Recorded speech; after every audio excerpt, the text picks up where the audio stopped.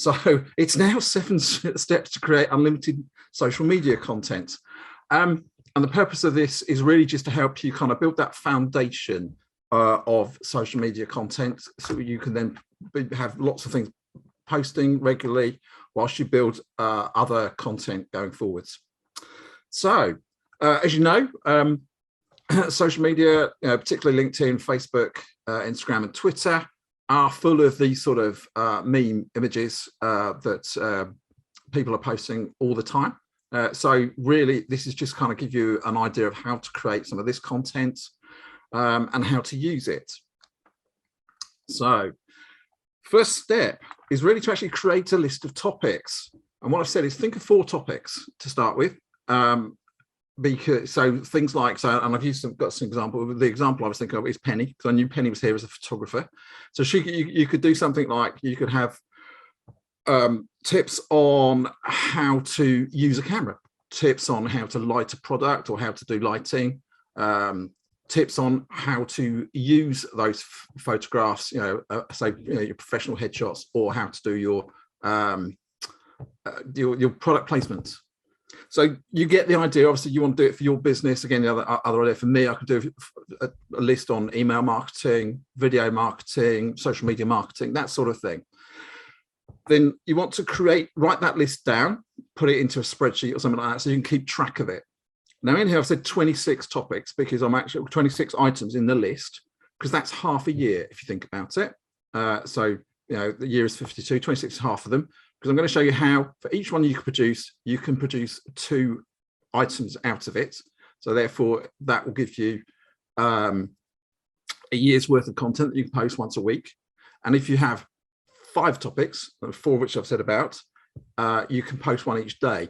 Now, the 5th topic I'm going to suggest you use is actually some testimonials and reviews. So if you've got 26 positive comments about what you do, then you can use those as a set of means as well. Because again, posting testimonials and recommendations is a really powerful way of progressing that. So that's your base point. And I should say, one of the other problems what I'm going to say is to create the list. If you can't think of all the items, just go and nick it from somewhere else. Just Google it, right? The websites, blogs are full of lists that relate to this. And yeah, you can just copy and paste them. Then go and find 26 pictures. Okay, you could, and again, 3 main ways of doing it. Do it from stock image libraries, something like 𝒄𝒏𝒕𝒆. Take them yourself using a smartphone. So if you're out and about, thinking about what you're doing, just take some pictures that you can use as backgrounds for memes. Or you can search for images on Google. But if you do that, make sure you have got Creative Commons licenses, so you're not going to get sued by Getty Images or something like that for using their images. Step 3 is just find some royalty-free audio files, right? Or ask Lincoln to record some for you. They just need to be short and snappy, 10, 15 seconds, because what you want to do that for those 4 is you're going to use those as background audio files, because one of the things to do is create small short videos of the memes. So that's step 3, and as you can probably work out, those first 3 steps are kind of like background bulk actions to do. So when you're creating the images, it's better if you download all of them at once, so that you can just do this, then carry on doing the work in the background. Step 4 is to create your memes. Right now, I use PowerPoint simply because I've used PowerPoint for forever and I'm comfortable with it. But you can use Canva. And there are probably other ways as well. Basically, the picture you've got is the background. You then put a box over the top of it and put a text box with your topic list with an item from your list that you came up with as a text, and then put your logo on it as well. So you just want a little, make sure you've got a logo to add as well. And that's basically it. And what I would recommend you do is you create them. Save each PowerPoint slide as a separate item, and you also, so that allows you to make the videos after that. So step 5, you then turn it into a video, and that's just done using animation within the PowerPoint slides themselves. So if you've done any work with using animation in PowerPoint, then it's easy. Otherwise, like I said, I've got a video that shows you how to do this as well within the group. I've got videos about showing all of this.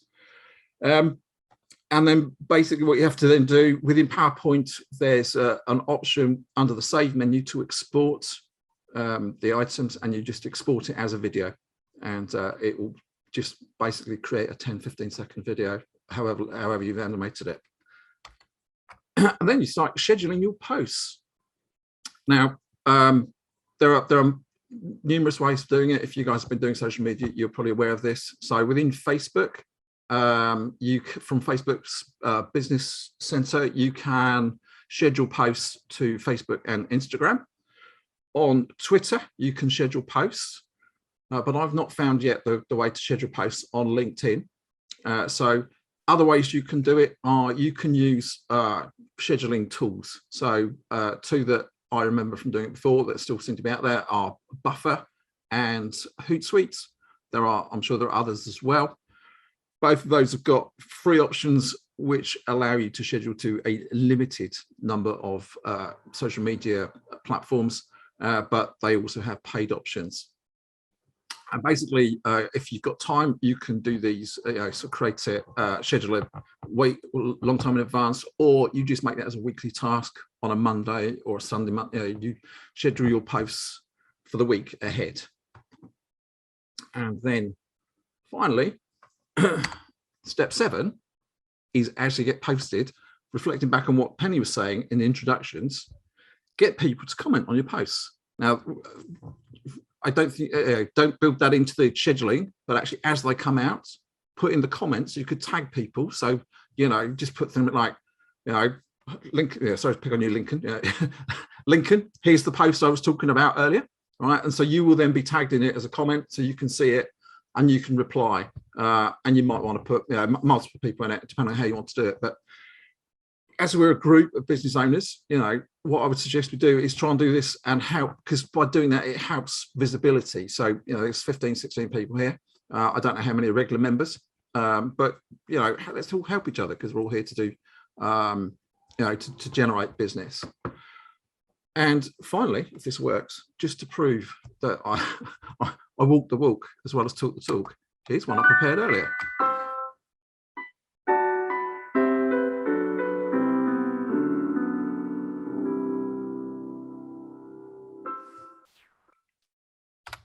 There we go. So hopefully that makes sense. I'm going to stop sharing now. Hopefully that has given you, it's quite a quick run through, but hopefully that's given you some thoughts on how you can sort of help create content. When you're creating the memes, just do it in batches, I would say, and just do it when you've got some spare time. Or if you're in an online meeting that you're just in listen mode, you could actually just switch over and just create them, when you've got time. And another little tip is, if you've got, once you've created one, what you then do is literally use that as the template for the next one. So swap the picture out, save it as a new PowerPoint slide, then change the text. And then if you want to change any of the formatting, that's up to you. But it's, once you've done one, and if you've done all the background preparation, you can create one every 2 or 3 minutes once you get into the swing of it. So, any questions?